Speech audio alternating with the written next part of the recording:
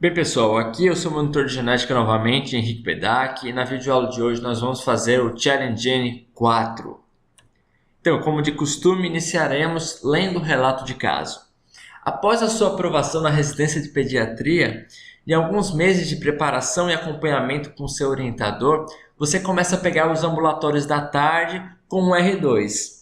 Quando você chama a primeira criança, a mãe se levanta, deixa um brinquedo na mão da criança no chão para ela brincar e vem até você e pede para falar um pouco a sós. Você aceita e entra no consultório. A mãe diz que seu filho, na realidade, foi adotado com 3 meses de vida e que ninguém tem ideia do paradeiro dessa mãe biológica.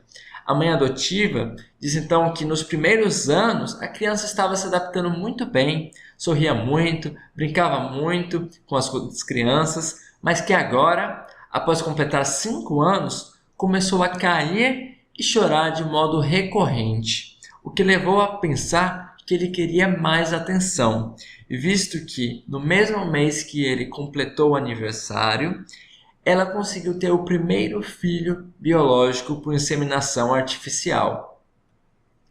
Com o passar dos meses, isso só piorou, conta ela. Agora que está quase completando 6 anos, ele está quebrando os copos e agora está com uma mania de subir as escadas engatinhando, o que já não fazia há anos.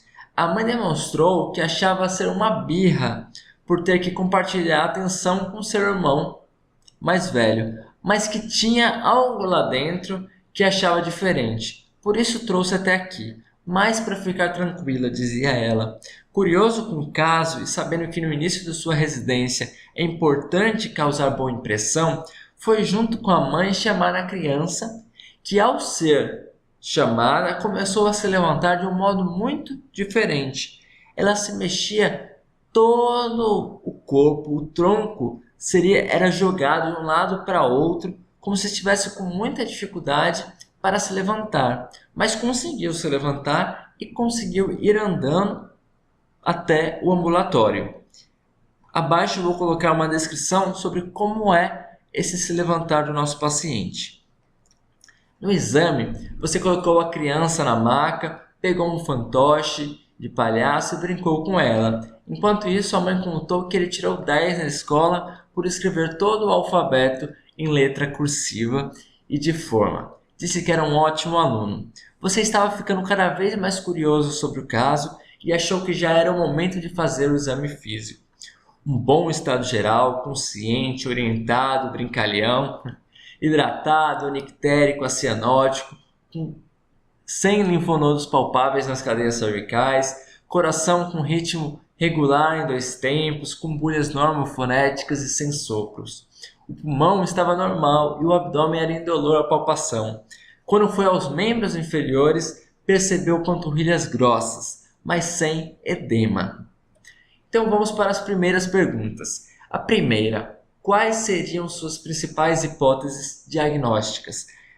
A gente tem que pensar em doenças que causem queda, que é um dos principais sintomas que o paciente está tendo. Então a gente pensa em distrofias musculares, Tay-Sachs, que já foi visto numa videoaula passada, deficiências de vitaminas, como a de B12, e até mesmo transtornos psicológicos.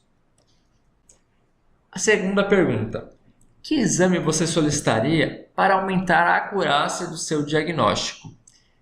Bem, poderia se solicitar, por exemplo, a medição da creatinofosfoquinase e da aldolase, que são enzimas muito aumentadas no caso de distrofias musculares, sendo este aumento muito maior no tipo Duchenne e um pouco menor no tipo Becker.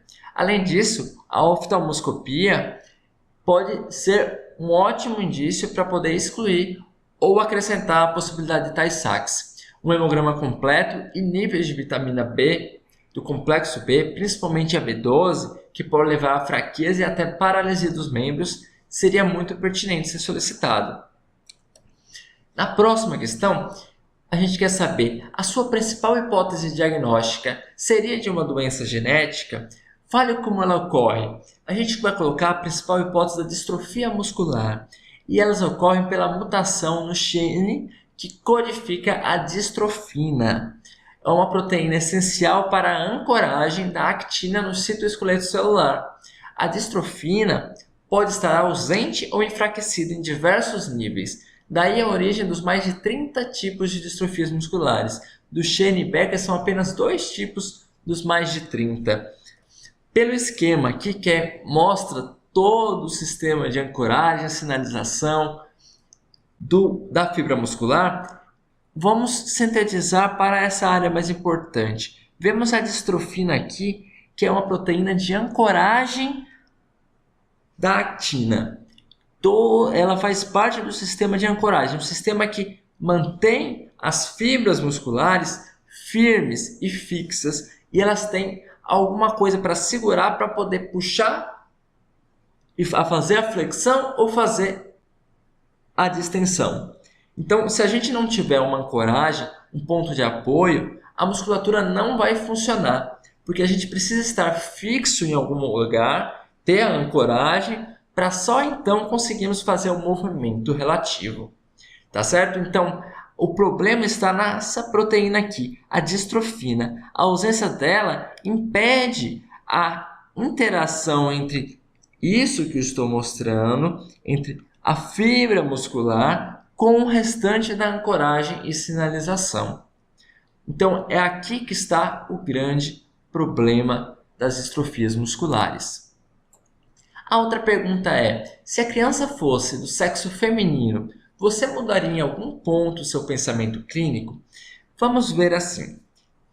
Para termos um menino com Duchenne, sabendo que a doença ela é relacionada, ligada ao sexo, então isso quer dizer o quê? Que a mutação está no cromossomo X, bastando para o homem ter apenas uma cópia, já que o homem tem um Y e um X, se ele tiver apenas uma cópia X mutante, ele na verdade tem a produção de todos os seus genes para a distrofina alterados, porque o Y não tem nenhum gene para a produção de distrofina. Então apenas um X já seria completo e suficiente para ter a distrofia no menino.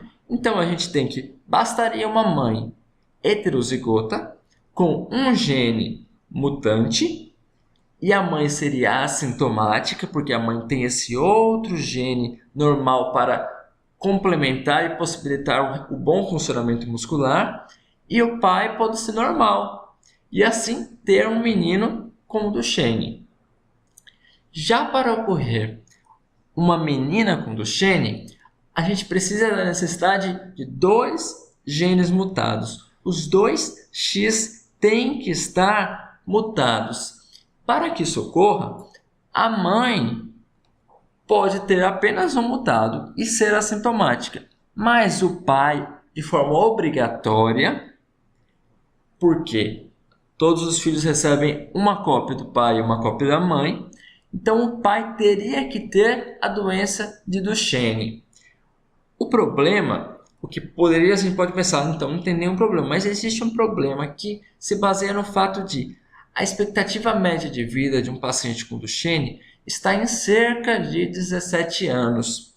Com 17 anos, é um tempo muito pouco, isso é uma idade muito baixa, que diminui muito a probabilidade dele ter um filho aos 17 anos. Isso é impossível? Não é impossível, mas diminui muito a possibilidade. Até porque a condição física de um paciente com Duchenne com 17 anos não é uma condição que favoreça a possibilidade dele ter uma relação e ter um filho. É uma condição já bem delimitante, já a começar bem precocemente. Então, o fato de ser uma menina com essa sintomatologia, diminui muito a possibilidade da gente pensar em Duchenne. Mas como o caso se trata de um menino, Duchenne, distrofia muscular, está muito aumentado a possibilidade de ser o diagnóstico preciso.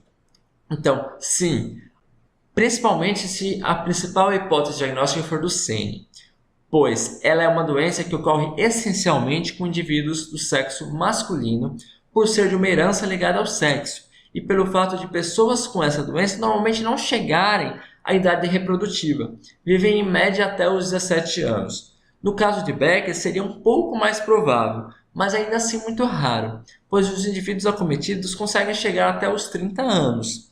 Então, a gente tem essa possibilidade aumentada, mas o que a gente vê na epidemiologia é realmente uma raridade muito maior com o sexo feminino e uma presença maior para o masculino. Bem, pessoal, esse foi o Challenge N 4. Espero que tenham gostado, espero que tenham acertado, espero que entendam toda a fisiopatologia, a genética por trás dessa doença. Vou colocar na descrição do vídeo mais links interessantes para vocês aprofundarem o conhecimento. E até o próximo vídeo aula. Obrigado!